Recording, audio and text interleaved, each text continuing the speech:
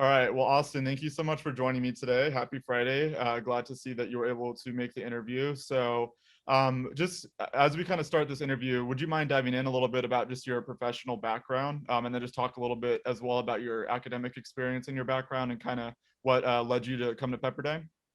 Yeah, absolutely. Let me say first, thank you for this opportunity to speak about Pepperdine and myself a little bit. So I obtained my bachelor's of science in sociology from Tennessee Technological University in Cookeville, Tennessee. That's where I'm from. That's where I grew up. And during my time as an undergraduate, I was also a part of the Reserve Officer Training Corps, ROTC, and I earned my commission as a second lieutenant in the United States Army, specifically as an infantry officer. So that meant that upon my graduation, I'd be placed on active duty in the United States Army. So I served on active duty and then was honorably discharged in 2014. And when I was going through that transition, I began considering employment opportunities that aligned with what I was passionate about and what was within my skill set at that time, and was recruited by a private security firm that's based here in Los Angeles. And so I joined that firm in 2015, and I've been here ever since. Awesome, awesome. Thank you. How do you like California compared to Tennessee? I'm sure that there's significant differences. Yeah, no, I appreciate California. Obviously, the first thing everybody says, it's expensive to live here. Yeah, it is. Mhm. It's just part of being in this state, but we've met some wonderful people since we've moved here. We currently live in Thousand Oaks, and so it's a very family-oriented community. It's great Mhm. for my children. It's been a great community for my wife, who's a stay-at-home mother, and so she has outlets with other stay-at-home mothers and just people in general. So we were connected early on. The weather is beautiful. We have a 25-minute drive to the beach. We have a couple-hour drive to the mountains. California affords you, the opportunity to experience things I didn't get to experience living in Tennessee. So I appreciate that and what it's offered for my children, but just also for our family as a whole. It's been a great place to live. Yeah, great. Like I said, I'm originally from Arizona, and it's one of those things where it's like California is expensive, but like I'd rather almost be broke in California and have the beautiful weather than be rich in like South Dakota and be buried in snow. Yeah, agreed. I mean, to be able to go outside really at any point in the day, it's just nice. And 90% of the year there's sunshine, and that improves one's happiness. Instead of it being raining all the time or being locked indoors like my family are, most of the winter. Yeah, so that's just been a huge benefit to us. Yeah, nothing beats the beach in my opinion. Yeah. So moving forward, so talk a little bit more about Gavin DeBecker and Associates. Like you said, it's a private security firm. What kind of interests you to work there, and what do you enjoy about working there? It sounds, from my research, it sounds really interesting, really cool. I'm sure that you have a lot of high-profile people. What really drew you to that? Because that's a pretty unique thing. And I feel like that's not necessarily the most common thing. When you ask someone what to do for work, I feel like that's a very niche industry. So it's really cool. Yeah, absolutely. And when I was considering transition out of the military, I was naturally drawn to law enforcement or possibly work with the federal government. Had never considered private security. Someone informed me about this organization specifically, spoke about how prestigious they were, that it was very dynamic. They were very selective about who they employed, and so obviously there's some mystique about what private security is and what we do. And so when I transitioned from the military, I wanted to pursue something that was unconventional and would be challenging. I didn't necessarily want to sit at a desk all day to have a typical 9 to 5. That's just not where I was at personally in my life.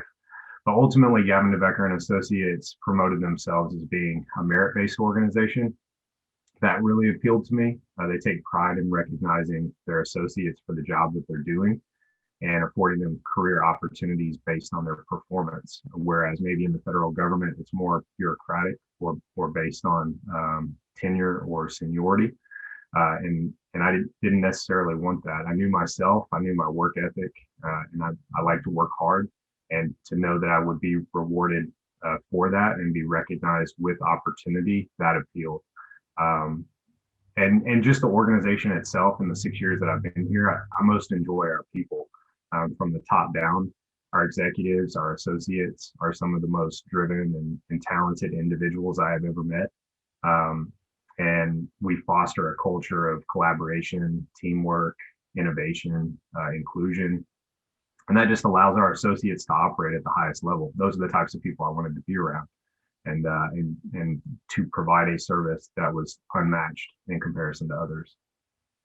Yeah, awesome. That's really cool. I was gonna say that I mean, I could tell that you're doing well at Gavin DeBecker and Associates because on your LinkedIn profile you have like 30 different positions that you moved up from. So that's awesome. And I really appreciate that because I'm the same way. I think that's one reason I was driven to business is because depending on the organization, it doesn't really matter about your tenure as much. It's more about like if you're a hard worker. Before Pepperdine, I used to work at an executive search firm. Okay. And so people there, it's like it doesn't really matter your level of experience. It's more about like your drive and like people that were making a ton of money because they were really good salespeople. So I feel like for people like you and I that are really driven, it's fun to work in environments where you're really rewarded for that because you can just continue to move up. And it's like, okay, what's the next challenge? What's the next thing? Because for I think for probably people like you and I, it's rewarding to kind of continuously do new things and accomplish new goals because that's kind of part of the fun of life is accomplishing new things and starting new types of journeys, I think. Yeah, and I couldn't have imagined this for myself, just the way our organization has grown and restructured a couple times, and just afforded more opportunity. And it's not just the opportunity for the sake of the opportunity, but to make an impact on how the organization kind of uh, becomes and evolves over time. And knowing that what we're doing now is preparing the organization for the challenges that it's going to face in a year, in 2 years, and to be in a position of influence, to make an impact on our employees and what we do, and the level of service that we provide. That means a lot to me. And when I'm working around others that also feel that same passion and drive, it's just encouraging. Right. Awesome. Thank you for sharing. So, moving forward, talk a little bit more about your experience with the Army. What initially kind of drew you to that, and what was your experience like with that? And I'm assuming that kind of, as you mentioned earlier, influenced a little bit your desire to go with Gavin DeBecker and Associates. What was your kind of initial draw to being part of the military? Yeah, just like anything in my life I've been involved with, athletics probably most specifically is I wanted to be a part of something that was bigger than myself. I always enjoyed the opportunity to be on a team and contribute and kind of leverage the talents and abilities of other people in the absence of my own, but to accomplish success together. And so I knew the military would be probably one of the most challenging but yet rewarding experiences of my life. It was going to require a lot of sacrifice, and I knew that going in, and I was okay with that. I was attracted to the camaraderie, obviously the patriotism. For me, it felt like serving my country was a duty, and I wanted to fulfill that. So as an undergraduate, I didn't necessarily know what I wanted to do professionally at that time, and was wrestling with what does my life look like once I graduate, and was encouraged to look into the military. So I did, and the ROTC program was perfect for that point in my life, and just preparing me and helping me adjust my perspective, and really affording me the chance to um, make an impact and serve others, and learn and grow professionally, that would translate not just within the military, but within any private or public organization that I was going to be a part of. Right. Awesome. Yeah. I mean, thank you for your service. It's definitely one of those things where it takes a certain kind of person to be able to do that. So, very honorable for sure. Moving forward, kind of tell me what interested you in the executive MBA program versus the MBA. For people that don't know, the executive MBA is just a little bit more of a step up.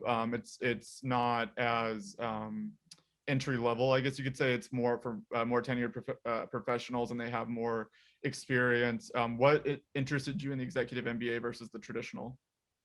Yeah, I had tossed the idea of graduate school back and forth for quite some time, but it probably wasn't until last year when the pandemic hit, that I started to evaluate what my life might look like if my organization was affected, if my job was affected. And so I wanted to expand my knowledge and ability as a business leader, um, and not just in another organization, if I had lost my job. But even if I was to retain my job and our organization was able to navigate the uncertainty and continue to flourish, I just wanted to continue adding value. And I had a little bit, coincidentally enough, had a little bit more time, obviously working remote and how our organization was adapting. And I thought maybe this is the opportunity to try and do this. So as I was doing some research, I heard nothing but good things about Pepperdine in the business school.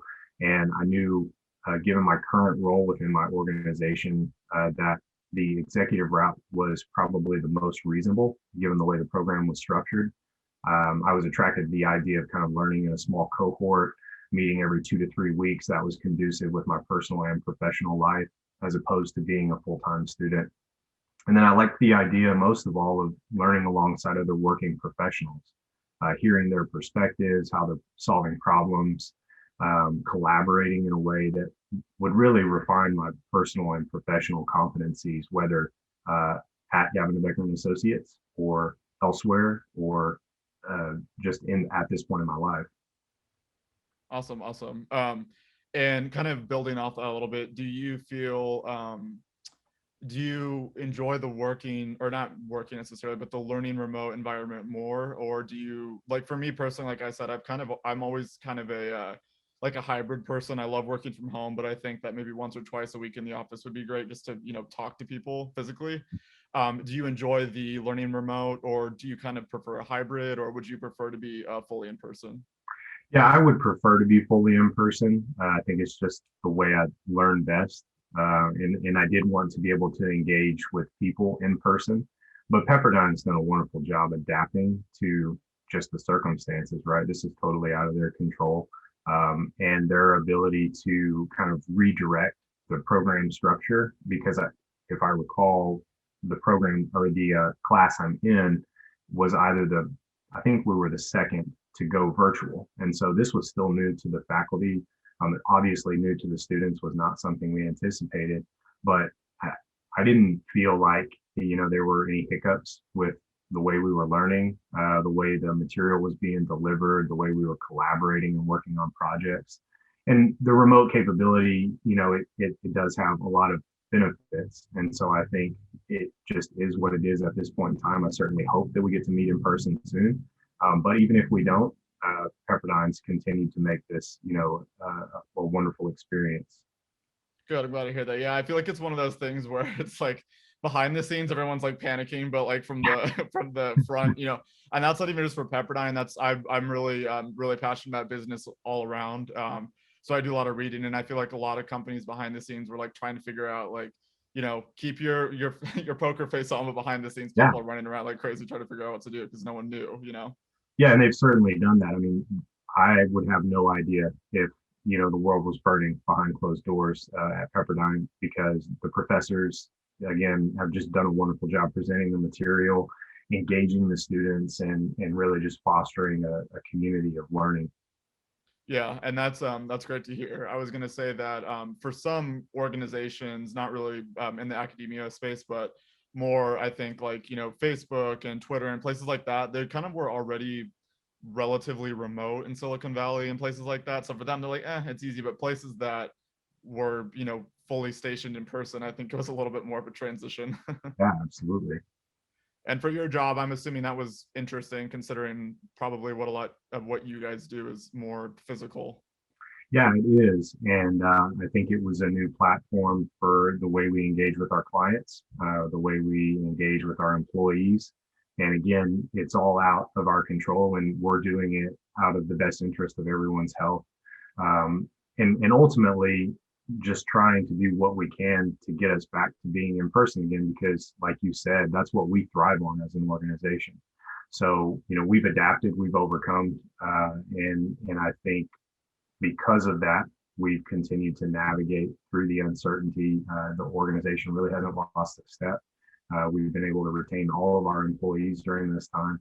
And I'm proud of that, because it's one thing to kind of feel the sense of defeat, right, when the pandemic just completely takes over everything.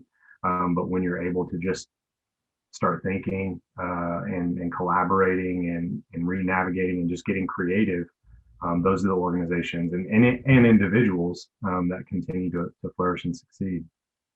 Yeah, awesome. I was glad to hear that. That's definitely, I think, one of the things that's hit people the hardest is just the, we don't want to lay you off, but we have to because or not even logistically, but just bottom line speaking, the business can't support it. So Right. happy to hear that you guys are doing okay. And then moving on to the last question, just for people that'll be watching this video later, do you have any advice for those that are maybe debating between an executive MBA versus a traditional MBA? If I was your friend and I came up to you and said like, should I get a traditional MBA or should I give it an executive MBA? What would you say, based on, I guess, kind of your experience? What would you recommend for someone that might be interested in the executive MBA versus traditional? Yeah, that's a great question. And I didn't ask that myself, but I think it was just by personally evaluating my situation and determining what was going to be most beneficial for me professionally. I don't know exactly what the traditional program encompasses, but I know that I desire to be learning amongst other working professionals, and so for me, that was just what was going to be best, and that's what I look forward to at this point in my career. Um, I'll end with saying that something that has stuck with me since I was a kid was really trying to incorporate this into everything that I do, whether it's with my family or with school or with work, is being encouraged to leave something better than the way that I found it, um, whatever that opportunity is. And professionally, that means that my contributions, my attitude, my decision making, it impacts my organization that I'm a part of in a positive way, and as a result, is left better for those to come after me. And so the same could be said about this opportunity with the executive MBA program. Is there's there's a lot of nuance and a lot of challenge, but nevertheless, like just going in, trying to do the best that I possibly can, and make the program better for the next group of people who come through it. I think regardless of whether it's the traditional route or the executive route, Pepperdine has a lot to offer its students, and I think both programs, a student's going to be very happy with either one that they choose, but they just have to evaluate, what it is that's going to best serve them as a person and as a professional. Awesome, great answer. And then last kind of question, building off that, not even necessarily executive MBA focus, but just in general for people that are maybe thinking about going back to school or just, maybe reconsidering their career. I've noticed the pandemic, for a lot of people, has really shifted their mindset to, what, maybe I should get a different type of career that's maybe a little bit more, digital friendly or something that's a little bit more safe. Do you have any advice for someone that's maybe just reconsidering all their options, how to be successful, and things that they can do to kind of continuously build upon their success to just achieve new heights? Yeah, if you can't just be stuck in a box, and I think the pandemic has taught all of us that, right? Is we have to identify the things about ourselves that may require some work or maybe a challenge that we could stay away from previously because it didn't affect who we were or what we were doing professionally. But now we're in a circumstance where that's not within our control, right? And I'm a huge advocate for furthering your education if you can, and time affords you the opportunity. Is why not learn something new? Why not challenge yourself academically? Because I think that's only going to improve and better the lives of those individuals that you're interacting with on a regular basis, whether it be other students or your family or your clients, your coworkers, like whatever it is you continue to be an individual that's constantly seeking to improve themselves and then apply, not just retain, right, and keep it for themselves, but actually apply everything that you're learning to what you're doing and affecting the lives of those around you. Awesome, awesome. Well, Austin, thank you so much. I appreciate your interview today, Yeah, and looking forward to seeing you continue to progress. yeah, I appreciate it. Thank you, Sam. Thank you, Pepperdine, for the opportunity to speak.